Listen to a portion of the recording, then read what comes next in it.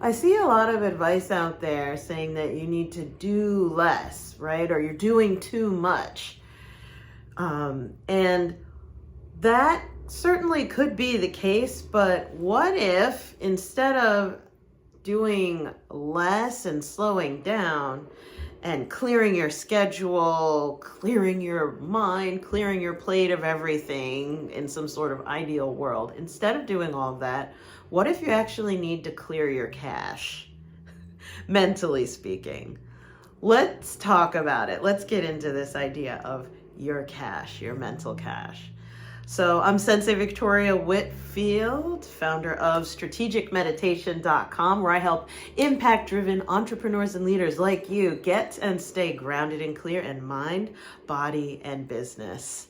So this video series is all about helping you increase your energy levels so that you can increase your income and impact and be visionary. Be the one who can see the way forward in the world and help others who need that vision so that they can make that positive shift as well. So if that speaks to you, like, share, subscribe. It really helps me out, so that helps to grow this YouTube channel and get more visibility on the information that we're sharing here. And this is the third episode in Chapter 1 study of Outwitting the Devil by Napoleon Hill, which, if you're a fan of Napoleon Hill, you know Napoleon Hill for Think and Grow Rich, his classic, which for me is like a book that I live by. Not a day goes by that I don't read or quote another piece of this book. But did you know that this book, Think and Grow Rich, has a sequel released, I think it was around 70 years after he passed, called Outwitting the Devil. Really amazing book. And this book, I'm going to be doing a chapter by chapter study, 1 month at a time, going through how this book helps with controlling our mind, getting our heads on straight. So with Think and Grow Rich, with the original book, there's so much that we learned in there about how to really think differently, right? And create a life that we love, that is abundant in so many different ways, right? It is the literal blueprint for that.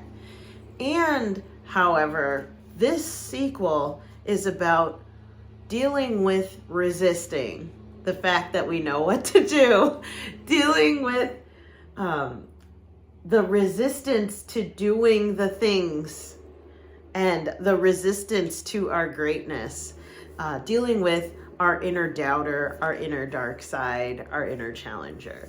That's what this book is all about. And today, my spirit guides told me to open up our chapter study today around clearing your cache. And so I want to take a software developer approach to personal development, right? Becoming the best version of ourselves and improving our mindset, having that perspective as a software developer. So we're going to bring some technological turns and keep bringing them in to help you understand that you have the power to update and shift your mindset. And in particular, I want to introduce you to this concept of the cache. Now, if you've ever been using your web browser, maybe you have the experience of this where you're trying to open up more tabs and look at more websites and things, and you want to see the images, but for whatever reason, the images aren't loading, right? Or you want to do something on the page, but the thing is not working, right? The pop-up isn't loading. That's called a script, right? Or maybe you want to look at another document or file that was previously on screen, but it's just not loading. It's not because your computer's broken, and it also isn't because you're doing too many things. Believe it or not, you can do as many things as you like, on your computer, whatever kind of computer you have, as long as you clear your cache. And the cache is the short-term, fast recall memory. So you have your hard drive, which is like your long-term memory, and you have the cache, which is specifically dedicated to accessing the internet, right? And calling up information from hard drives that are not locally present. So when you're looking at a website, it's actually pictures and information and data called up from a hard drive far away on something called a server, right? So imagine this. I come up to you and I say, hey, I need you to go to the store and I need you to get me 12 eggs, 13 bagels, and 0.25 grams of saffron. Okay, so in your short-term memory, you're going to be thinking 12 eggs, 13 bagels, 0.25 grams of saffron. And then, by the way, while you're thinking that, can you remind me what was so-and-so's phone number? It was 8675. Now, for those of you who know the song from a long time ago, you'll be able to finish that. Go ahead and put it in the comments below. But the rest of the phone number would have come from your hard drive, whereas all of the stuff that I just told you, 12 eggs, 13 bagels, and 0.25 grams of saffron, you're thinking in the front, like your short-term memory of like, I gotta remember, right before you can write it down or something. That's your cache. And so you have images and perspectives and things to do that I just put into you that you're trying to hold on to, right? You're exerting energy to remember as best you can. Like 13, was it 13 or was it 12 eggs? Was it 12 or 13 bagels? Was it 25 grams or point something? Like you're trying your best. You're exerting energy to remember and call up a little bit of information while you still know all different types of things. You know your address, you know how to drive a car, you know how to wear clothes, you know how to breathe. You have all these things put on your hard drive. But there's something that was called up from my server into your awareness of, ooh, I gotta occupy this. And so you're exerting energy to retain it. This is the problem of cache. Because if you're going throughout the day still trying to remember, what did I say? And then you get new things to have to do and new things to have to look out for, right? New stuff to come up with. You're already exerting yourself at an extremely high level or at a fairly high level. And then you put extra stuff on top and then that sends you over the top. You get overwhelmed because you're not doing too many things. You just haven't cleared out what was done already, right? What if you're trying to remember what you're supposed to buy from the store after you already bought it from the store? You're still holding on to like, I gotta remember for hours afterward, days, weeks, months afterward. That's a lot of wasted energy. You could be doing so many other things, but you're wasting your energy trying to hold on to stuff that's no longer currently relevant.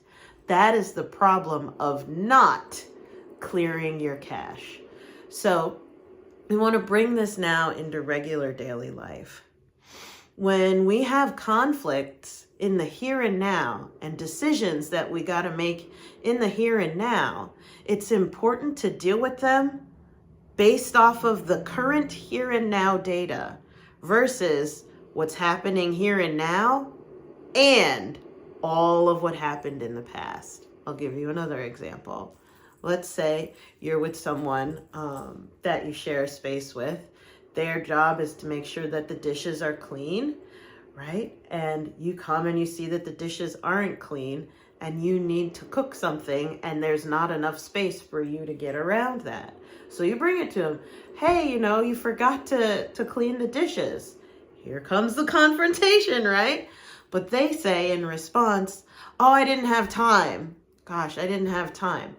If your response is, Sure, no problem. How can we get the dishes cleaned? Right, you're dealing with the here and now versus that's just like how you always are. You never have time for me. I remember you didn't have time to pick me up when I needed the thing from the pharmacy last week, and see, you're doing it again. And you know what? That's just like how you did it before. You start calling up all of these things that don't have to do with the dishes right now. We could have just had, maybe a 2 to 3 minute conversation about, let's reroute how we do the dishes. Like, how can we get the dishes done? Or what do you need from me? Or how can, a very quick communication? Or now we've gone into a full-blown argument and an emotional explosion. You're exerting all this extra energy about something that's not in that big of a deal, but it becomes a big deal because you have not cleared your cache around talking to this person. Are you starting to see where I'm coming from? That makes you end up having a more dramatic, more emotional, more energy draining day than you had to. It's not that you should speak less. It's not that you shouldn't ask this person to do the dishes or call them out when they know that that's what they're supposed to be doing. It's not that you shouldn't communicate. It's that we need to clear that backlog. Don't just clear your mind, clear your cache. Because if you don't, it becomes a tremendous energy drain. Your cache is kind of like other people's problems, other people's perspectives, and other people's priorities clouding up and taking up your mind and energy from you while you're just trying to function in the first place. So it's not that you need to stop doing everything. You gotta clear that energy off of you. With that, now I'm going to read a selection from Outwitting the Devil, because these, they say the devil's in the details. And if you can't let go, it's going to start eating away at you. So with that being said, this is from chapter 1.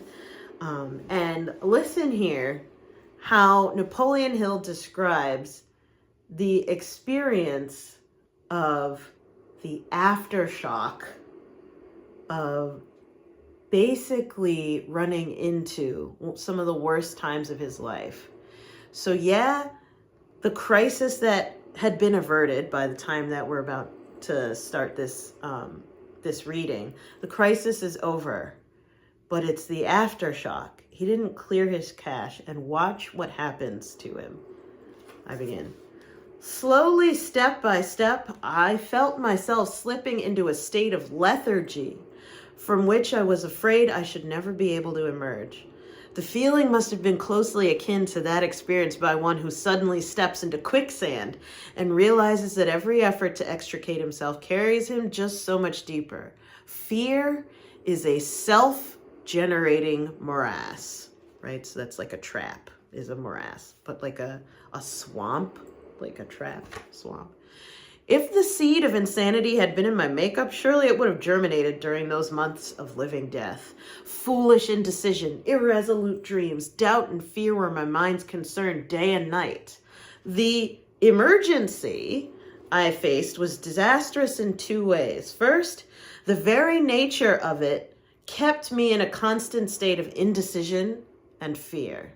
Secondly, the forced concealment kept me in idleness with its attendant heaviness of time, which I naturally devoted to worry. My reasoning faculty had almost been paralyzed. I realized I had to work myself out of this state of mind, but how? The resourcefulness which had helped me to meet all previous emergencies seemed to have completely taken wing, leaving me helpless. And out of my difficulties, which were burdensome enough to this point, grew another, which seemed more painful than all others combined. It was the realization that I had spent the better portion of my past years chasing a rainbow, searching hither and yon for the causes of success, and finding myself now more helpless than any of the other 25,000 people whom I had judged as being failures. He interviewed 25,000 people on failure. Unpause. This thought was almost maddening. Moreover, it was extremely humiliating because I had been lecturing all over the country in schools and colleges and before business organizations, presuming to tell other people how to apply the 17 principles of success. Here I was, unable to apply them myself. I was sure that I could never again face the world with a feeling of confidence. Every time I looked at myself in a mirror, I noticed that expression of self-contempt on my face. And not infrequently, I did say things to the man in the mirror which are not printable. I'd begun to place myself in the category of charlatans who offer others a remedy for failure which they themselves cannot successfully apply. So tying this back to clearing your cache, what Napoleon Hill is describing, what he was going through at this time, is textbook imposter syndrome. Because of the trauma that he went through of a guy that he was speaking to got shot and murdered, and then he went into hiding, and he's like, I can't do anything, and he just keeps freaking out, hiding for months. Right, after being out and lecturing about being a big success, and now he's just like completely helpless and hiding. And the guy's like found and in jail and everything, but he's still anxious and freaking out and hiding. Right, he's describing how not being able to clear that out of him is ruining his life. It stole his ability to reason, holding on to the past trauma. It made him feel lethargic and tired, holding on to those past images. What else did he say? This is so powerful. It made him feel paralyzed and a sense of self-contempt, like he didn't like himself anymore, and like he could never feel confident anymore because he was still running, still hiding actively. That was taking up so much of his productive energy, and he has his own family. He needed to make money, right, and get out there, put himself out there. But he wasn't applying what he already knew because he was so busy worrying about and fighting the past in the present moment. He wasn't clearing his cache. That's why he was being slowed down, held back, and feeling stuck. Do you feel like you are being slowed down? Like you are being held back, like you are stuck, and no matter how much you do, no matter how much energy you exert, you're not moving forward? Maybe it isn't because you're doing too much in the here and now. Maybe it's because you're still stuck in the past with things that are already done. By the time we read that part of the chapter, the guy was already jailed. He's everything is safe, done, and clear. But Napoleon Hill couldn't let it go. And that's why he was descending in upon himself, not getting out there, not helping people, not being able to put food on the table for his family. Does this sound familiar? With love, it's time to clear the cache. We got to shift it. And so now we're going to turn to spirit as to, well, how do we do that? And the tarot card of the day is the Hermit, coming as a challenger. So it's number 9 in the major arcana, Archangel Raziel. Spend time in quiet meditation, spiritual teaching, and self-discovery. 9 means completion. So you doubt that things are complete, especially because you've not been giving yourself time in quiet meditation, You've not been really leaning into spiritual teachings. You've not been giving yourself your alone time, your me time, your self-discovery time. And when I'm talking about yourself, I'm talking about your now self as well as your true self. Because in spiritual truth, you have the ability to shift at the drop of a hat. Go ahead and snap your fingers. It can happen this fast. Otra vez, this fast. How fast? This fast, right? Your true self knows that. Your words create your reality. Your thoughts are things. Just think something different and get going, right? But you need some alone time. You need some space to really reset and clear the cache. Otherwise, you're just going to keep bringing the past into the present, and that's going to keep messing with how you see things, how you make decisions, what your priorities are, what actions that you're able to take. You've got to make time for this. It's time to clear your cache. And one really powerful way to do that is with the action step of the day, which is the strategic meditation. Let's go. So for those of you who are members of my Be Visionary movement, right, you can log into our platform. The platform URL is skool.com/ all one word, BE Visionary Movement, all one word. Go ahead there. That's how you're going to jump in and do the strategic meditation of the day.